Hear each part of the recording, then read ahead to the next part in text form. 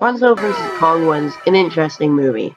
Spoilers ahead, of course. If you have not watched the movie and you're planning on watching the movie, then please click away now. Gone? Alright. So, Godzilla vs. Kong was a good movie. It was. It was a very, very good movie.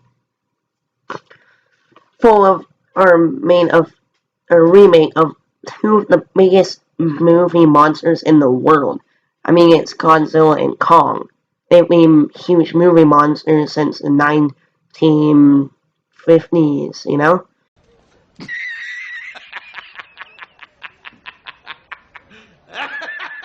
Really, really big and really, really popular.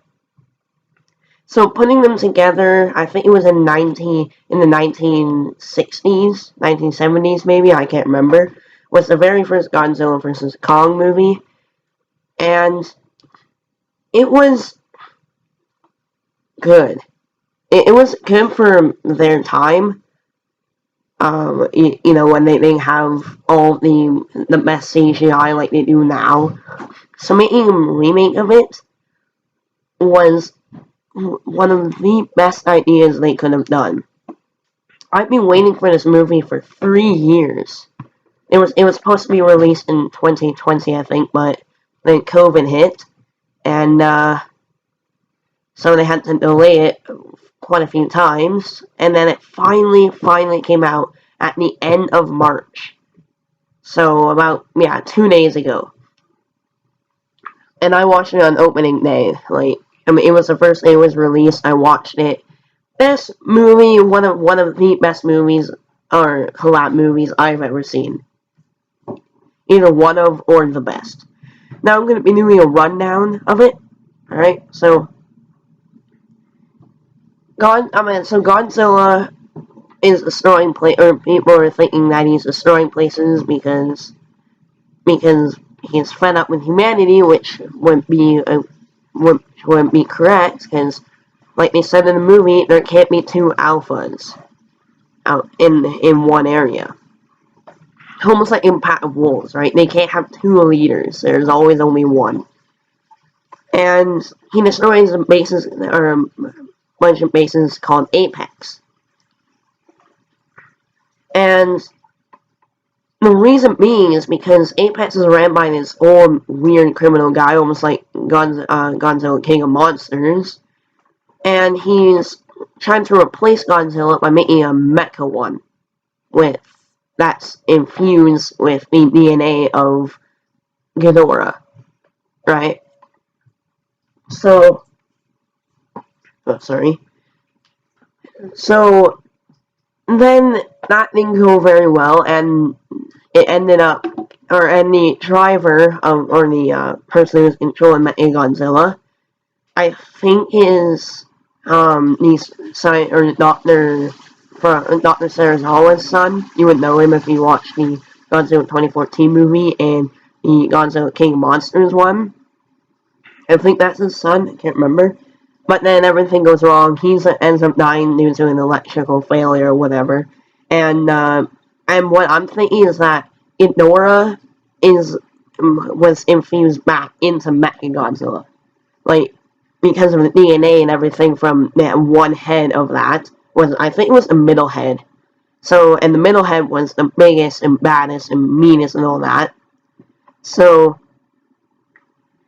the DNA from the meanest of the three heads of Ghidorah infused in a giant mechanical Godzilla that can possibly beat Godzilla is not a good mix. And it crashed out just after Godzilla beats Kong in round 3, because he beat him in round 1 on the boat battle, lost in round 2, got right back up. Kong thought that, oh wait, hell, I'm gonna have to get back up on the it's the high ground, because if I go on the ground, I'm gonna get killed.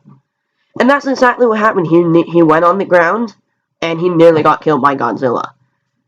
And then Mechagodzilla started battling with Godzilla, was completely destroying him.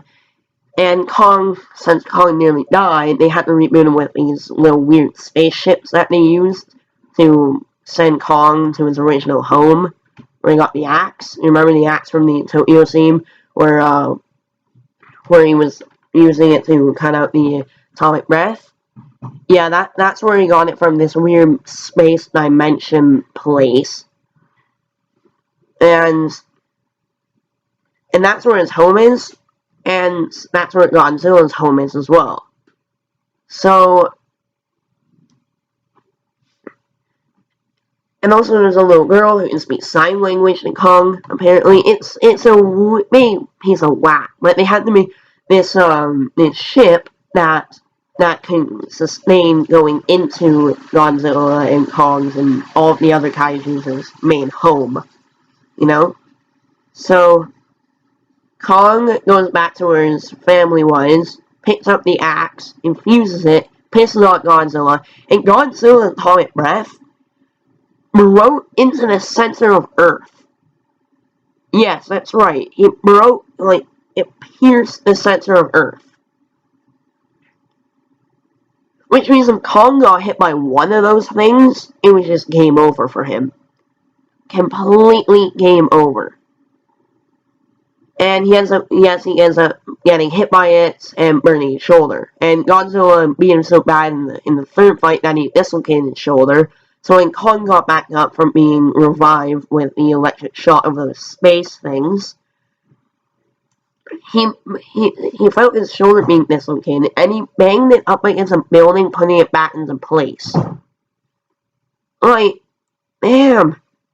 Holy crap, man.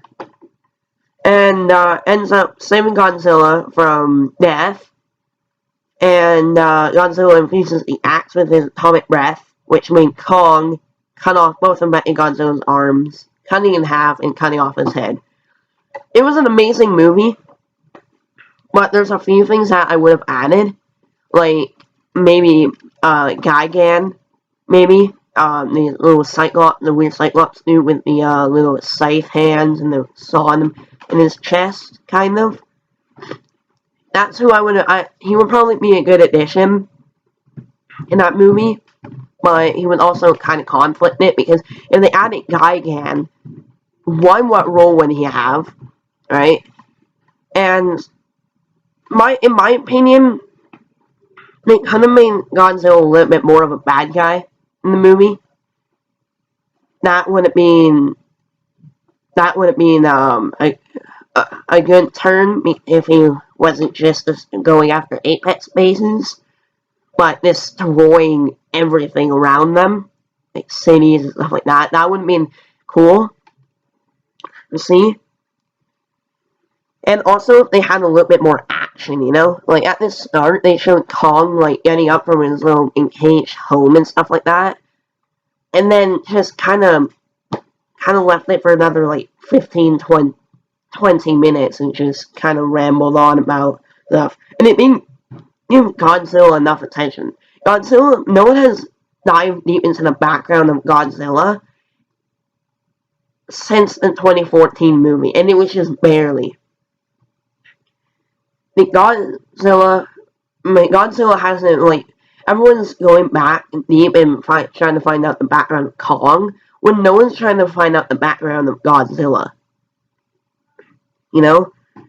So I would have liked to see them try and go back into the arrow, or like dive down and see Godzilla's background to see maybe what's provoking him, you know?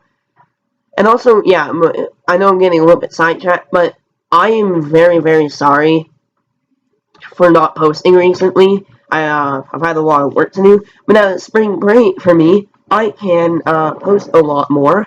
And also, I'm streaming on my other channel, Shining Jokes. Yeah, go over there. Anyways. But yeah, I feel like they gave Kong just too much attention. And for all you Kong fans are like, oh no, Godzilla didn't win because they fought together. No. The director directly said that there was a winner. And Godzilla was by far the winner. 100%.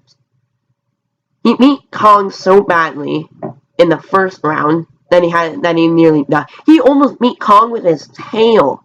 You cannot tell me that Godzilla didn't win that round. Alright, so first round goes to Godzilla. Second round, yes, goes to Kong. But one thing, the axe is supposed to be really powerful. It shouldn't bounce off the head of the person you're trying. It shouldn't bounce off and do more damage. Sorry, let me rephrase that. It shouldn't bounce off the person you're trying to cut's head, and it shouldn't deal more damage to you than to the person you're trying to damage, you know?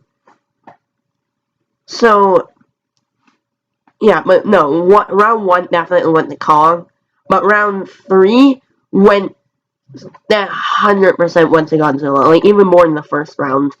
Like, people who say that, oh, round 3 was just a fluke and stuff like that, it was not a fluke. It was 100% not a fluke. Right? So, that's another interesting thing. So the Mechagodzilla versus Godzilla fight was really interesting because it was more about who is the biggest, who is the best Godzilla, you know? Who is bigger, more equipped for the fight, you know? So, that being said, thank you very much everyone for watching. I highly recommend watching this movie. It is very good, 5-star out of 5-star, in my opinion. And please subscribe and like. It really helps the channel out. I'm not going to put numbers on your screen or nothing like that. But as always, I will catch you next time. Jokes on you, signing off.